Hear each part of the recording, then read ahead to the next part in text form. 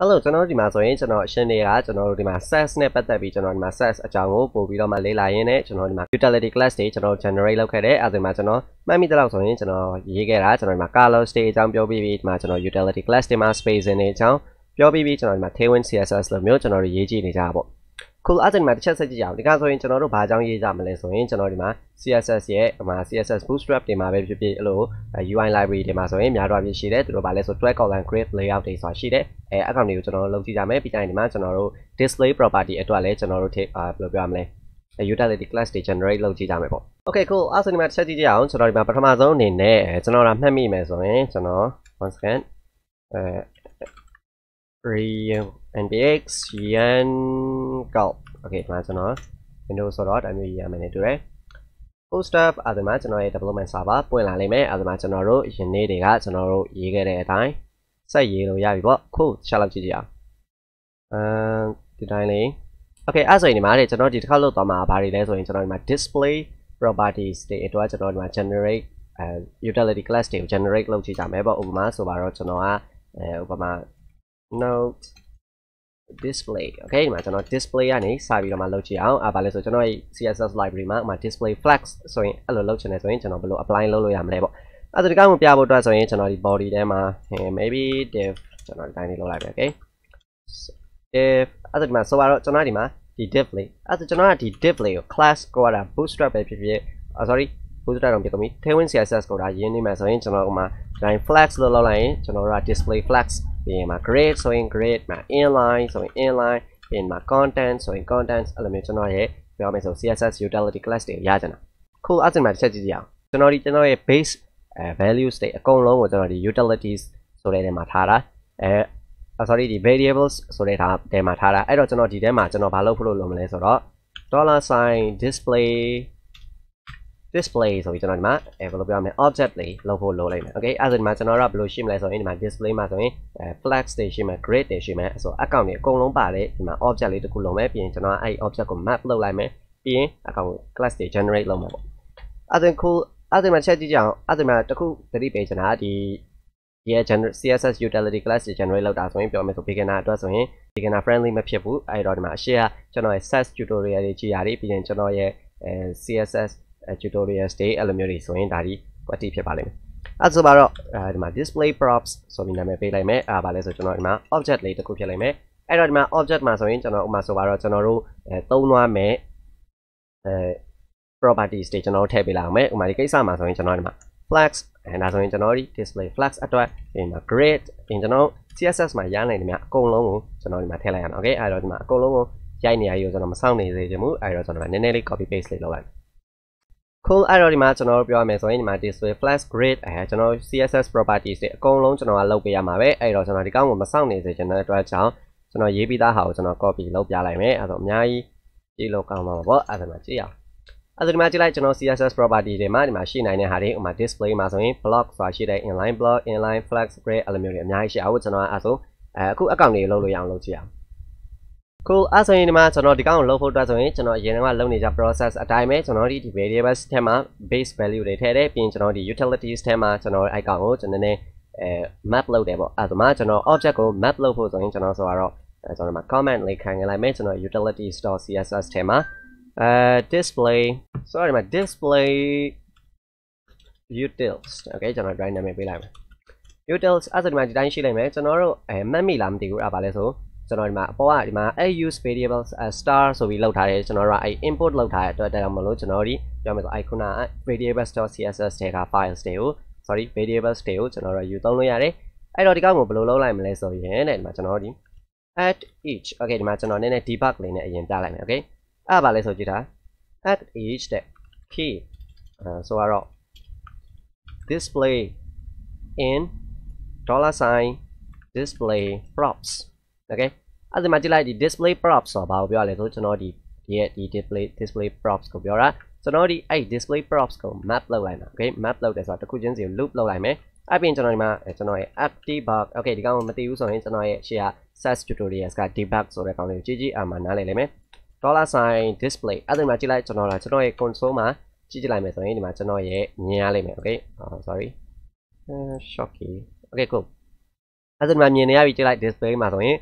block inline block flash grid table အဲ့ဒါမျိုးစရှိတဲ့ပြင်ပေါ့အဲ့ဒါမှကျွန်တော်မြင်ရပြီဆိုရင်လည်းကျွန်တော်ကဘယ်လိုလုပ်လိုက်မလဲဆိုကြည့်တာကျွန်တော်ဒီကောင်နဲ့ပတ်သက်တဲ့ class တွေကို generate လုပ်ချင်တာဟုတ်တယ်နော်အဲ့တော့ဒီမှာ dot မှတ်မိလားမသိဘူးဒီမှာ sets မှာဆိုရင် properties values တွေကိုကျွန်တော်တို့ကဟိုခုလို variables အနေနဲ့ထည့်ခြင်းနဲ့ဆိုရင်ခုလိုမျိုးhash လေးနဲ့ဒါမျိုးလေးထည့်ပေးရတယ် display ပြီးရင်ကျွန်တော်ဒီလွယ်ပါတယ် display equal $sign display ဒါမျိုးလေးလုပ်ပေးလိုက်မယ် okay အဲ့ဒီကောင်ကဘာပြောလိုက်တာလဲဆိုတော့ကျွန်တော်ဒီ map တစ်ခုချင်းစီမှာသူဒီ map လောက်သွားလိုက်မယ်အဲ့တော့ကျွန်တော်မြင်ခဲ့ရတဲ့အတိုင်းပဲအဲ့ဒါကြည့်လိုက်ပထမဆုံးတစ်ချိန် loop မှာဆိုရင် block ဆိုပြီးရှိလိုက်မယ်အဲ့တော့ဒီညမှာ dot block equal display block အဲ့ဒါမှာ dot inline block equal display inline block စာရှိပြင်ဖြစ်သွားလိမ့်မယ် generated CSS တွေကိုတစ်ချက်သွားကြည့်လိုက်အဲ့ဒါမှာမြင်နေရလိမ့်မယ်ကြည့်လိုက်ကျွန်တော်တို့ရဲ့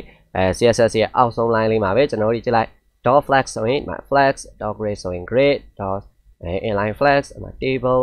စာရှိပြင်ပေါ့ none ဆိုရင်ပျောက်သွားမယ်အဲ့ဒါမှချက်ဆန်းကြည့်အောင်ကျွန်တော်တို့အလုပ်လုံးမလုပ်သေးအောင်အဲ့တော့ဒီမှာကျွန်တော်HTML ထဲမှာ paragraph of lorem ဆိုပြီးကျွန်တော်ထည့်လိုက်တယ် okay အဲ့ဒါမှကျွန်တော်ဒီခုလာမျိုးလေးမြင်ရမှာပဲ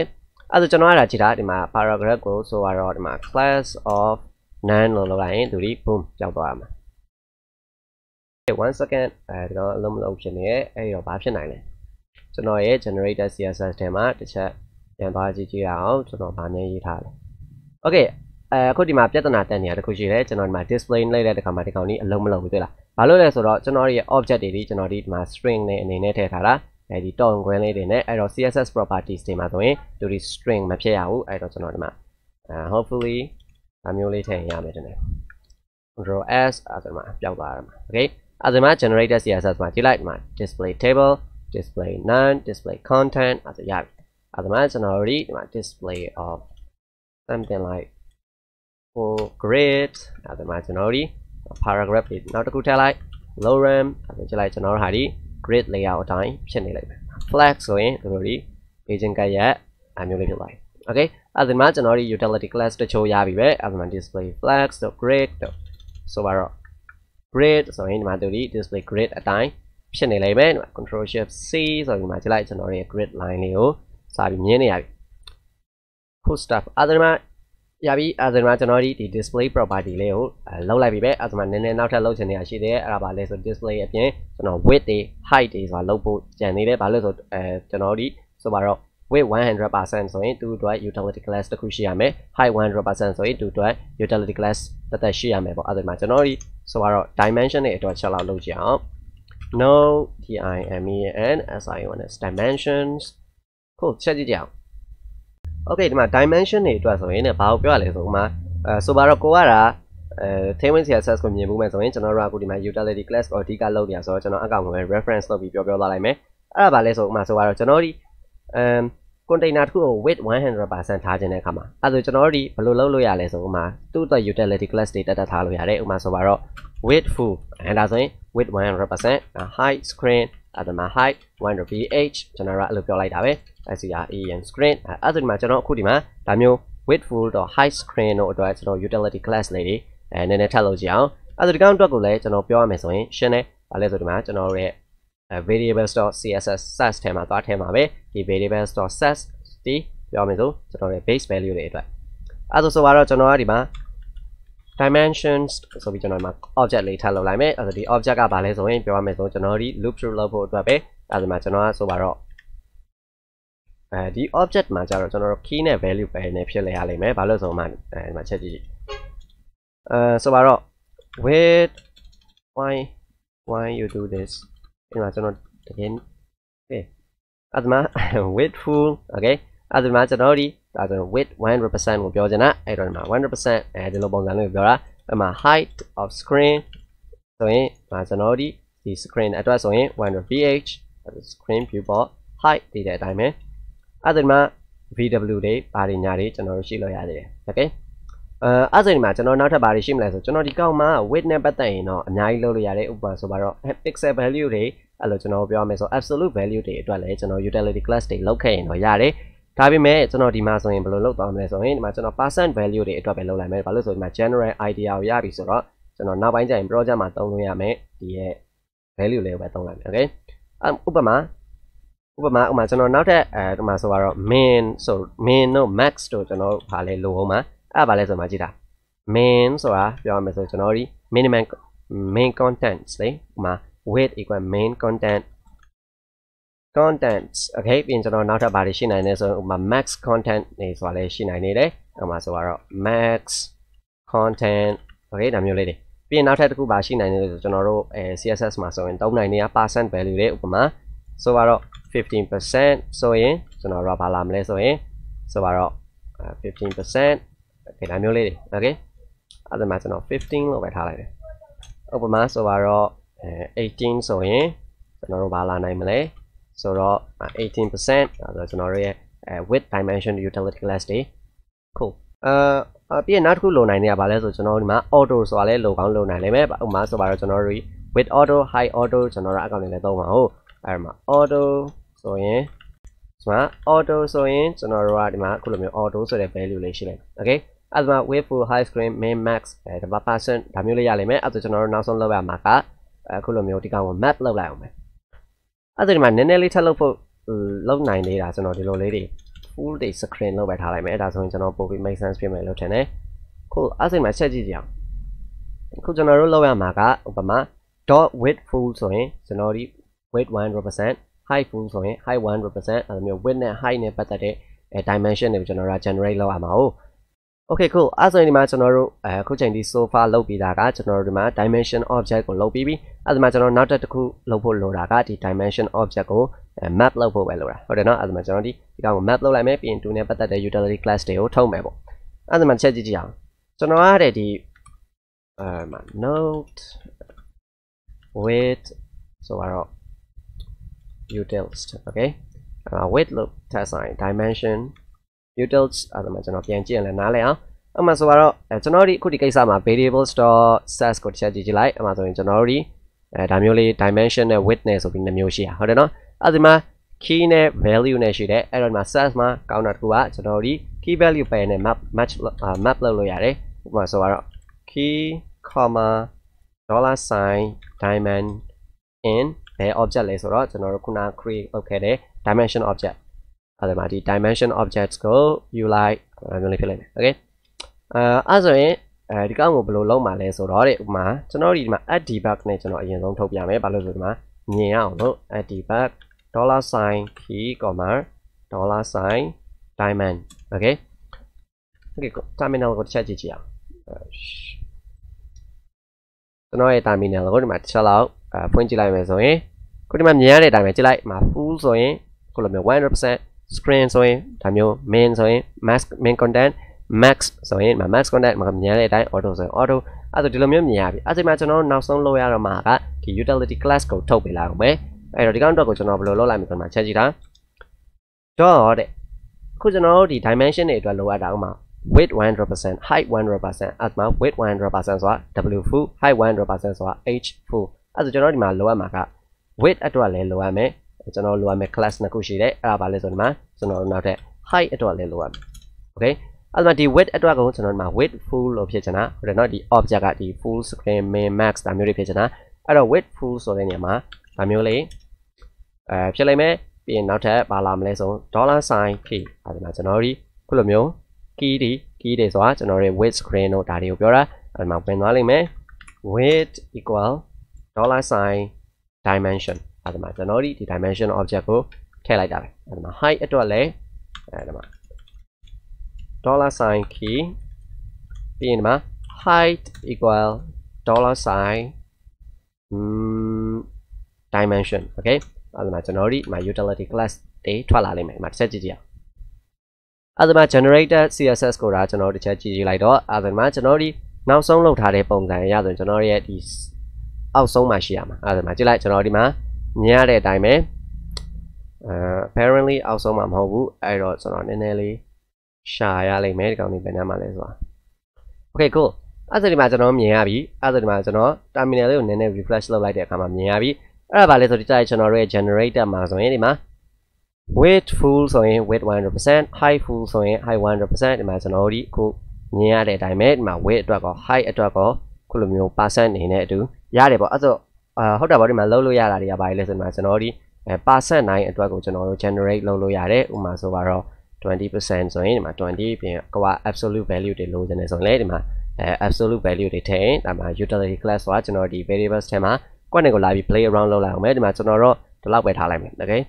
အဲ့ဒါဆိုဒီမှာခုအဲ့ဒီကောင်မျိုးတစ်ခုရှိတာကျွန်တော်စမ်းသုံးကြည့်ဖို့ပဲလိုတော့တယ်အဲ့ဒါပါလဲဆိုဒီမှာကျွန်တော်တို့ရဲ့ HTML ကိုတွားလိုက်ဥပမာဆိုပါတော့ကျွန်တော်တို့ရဲ့ output CSS မှာတစ်ချက်တွားကြည့်လိုက်မယ်အဲ့ဒါဆိုပါတော့ကျွန်တော်ဒီကောင်ကို width or 80% width ထားခြင်းတယ်အဲ့ဒါကျွန်တော်ဘယ်လိုလုပ်လို့ရမလဲဆိုရင်ဒီမှာ ready class လေးထည့်ပေးလိုက်အောင်မယ် width ကလိုမျိုး18 okay အဲ့ဒါကျွန်တော်ဒီ 80% width ဒီမှာ apply လုပ်သွားလိုက်မယ်အဲ့ဒါကျွန်တော်ကတခုခု center အလဲထားခြင်းတယ်ဆိုရင် mx auto အဲ့ဒါမှာကျွန်တော်ဟာဒီ okay apparently ကျွန်တော်ဒါမျိုး class မထည့်ခဲ့ဘူးထင်တယ်ကျွန်တော်ရဲ့ဒီမှာ utilities ထဲမှာတစ်ချက်ပြန်သွားကြည့်လိုက်အောင် okay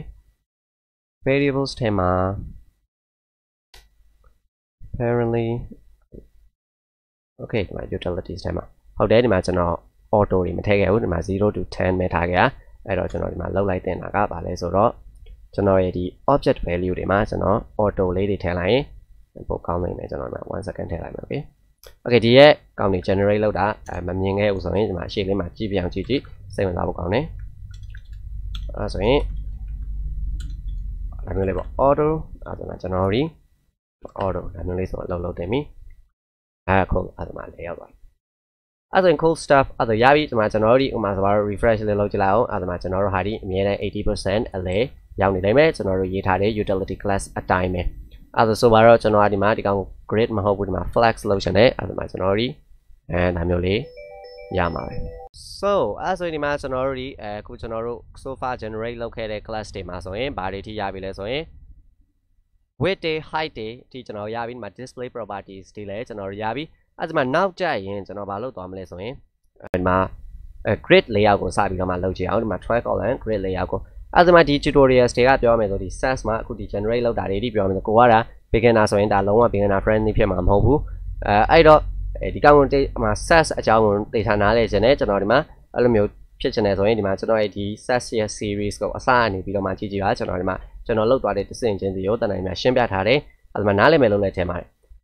cool stuff အဲ့ဒါမှနောက်ဗီဒီယိုကြရင်ကျွန်တော် grid layout လေးလာကြည့်မယ်အဲ့ဒါမှကျွန်တော် grid layout ကိုဒါရပြီဆိုရင်ကျွန်တော်ဒီမှာ utility class တော်တော်များများကို generate လုပ်ပြီးပြီအဲ့ဒါမှကျွန်တော်လုပ်ထားတဲ့ဒီရဲ့ utility class